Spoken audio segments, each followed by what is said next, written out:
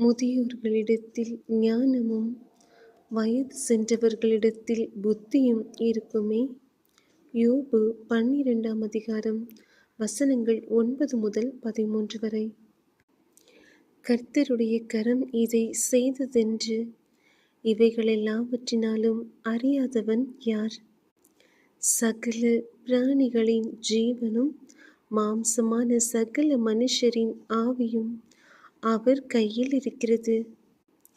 வாயானது போஜனத்தை ருசி பார்க்கிறது போல செவியானது வார்த்தைகளை சோதித்து பார்க்கிறதல்லவா?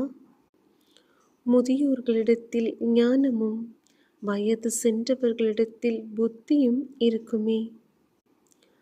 அவரிடத்தில் ஞானமும் வல்லமையும் எத்தனை அதிகமாயிருக்கும்!